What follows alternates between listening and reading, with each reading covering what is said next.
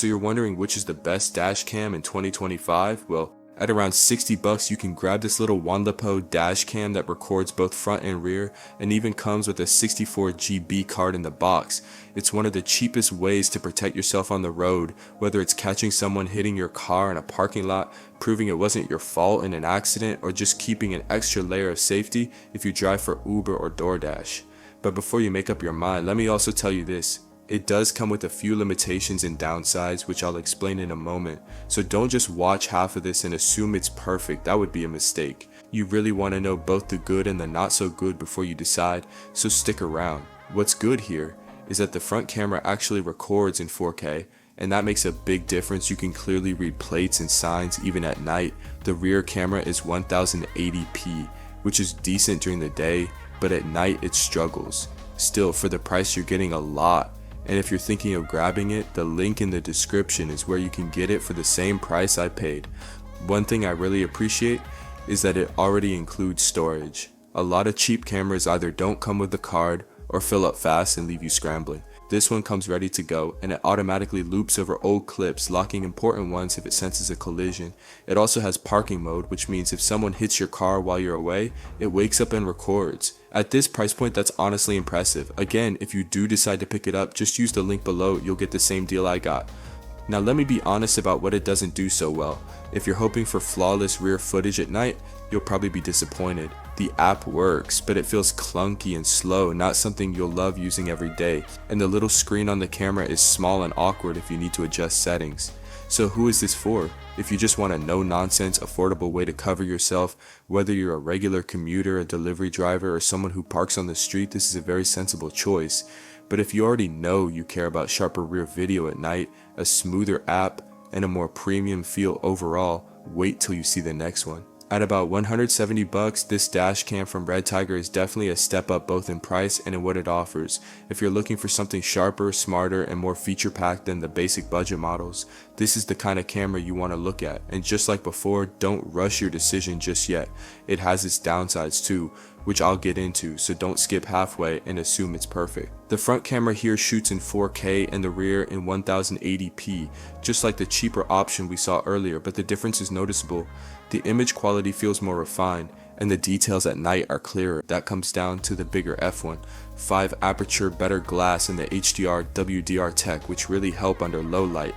The rear camera also has a slightly wider angle than the previous one, which is a small but useful touch. What really makes this one feel more premium though are the extras like the built-in GPS. It tracks your location, speed, and route, and you can see everything later on Google Maps through the app or their GPS player. That's a big plus if you ever need to prove exactly where and how fast you were driving during an incident. Speaking of the app, it's a big improvement. Connecting through Wi-Fi is quick, and the REDTIGER app lets you watch, download, and even share clips easily.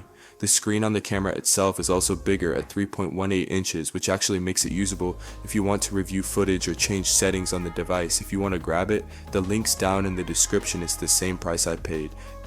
Of course it's not perfect. Even at this price, the rear camera still won't give you flawless clarity at night. It's better, but it's not magic. You'll also need to buy a separate hardwire kit if you want the full 24-hour parking mode to work properly. And the power adapter still needs to plug into the cigarette lighter, which could be annoying if your car doesn't have one, though they do offer a USB-C cable you can buy separately. So who should pick this up? If you got the budget, and you care about having better night performance, easier app control, and GPS tracking, this is worth it. It's especially good if you drive a lot in unfamiliar areas or if you're managing your own accountability closely. But if you want even more like cloud backup, advanced driver assistance features, or a truly flawless rear camera, stick around, because the next one we're about to look at takes it up another notch. At about 330 bucks, this one, the VIOFO, a 229 Pro, is clearly the most advanced of the three we've looked at today. And as always, before you jump to any conclusions, let me walk you through both the good and the bad so you can actually decide if this is worth your money. right away. This is a big step up in both price and performance compared to the earlier two. You're getting 4K from the front camera and an upgraded 2K from the rear, not just 1080p anymore thanks to those dual Sony Starvis 2 sensors. You can actually see the difference here, especially at night, where the HDR tech and wide dynamic range pull out plate details even in tricky lighting. If the rear camera night footage on the previous two felt like a compromise to you, this one finally delivers. What also sets this one apart is the little things that make it feel truly premium. You've got hands-free voice control with a dozen commands, super handy when you're driving. It even gives you audible notifications if something's wrong, like an SD card error. The app connection is fast thanks to the 5 GHz Wi-Fi, and the GPS is more advanced than most, working across multiple satellite systems for really precise data.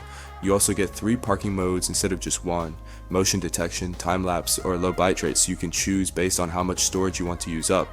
And the camera buffers footage too, so you actually get the 15 seconds before and 30 seconds after any detected event, which is a really thoughtful feature. If you want to check it out, I left the link in the description, same pricing there.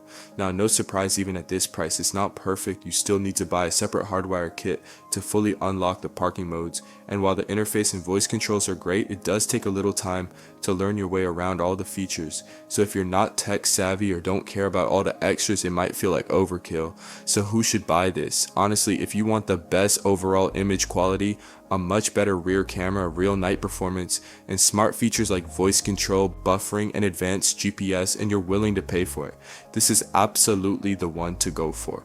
If you've been watching and thinking, I don't just want something that works, I want something that actually impresses me every time I use it, this is the level you're looking at. So which dash cam would you choose for your car?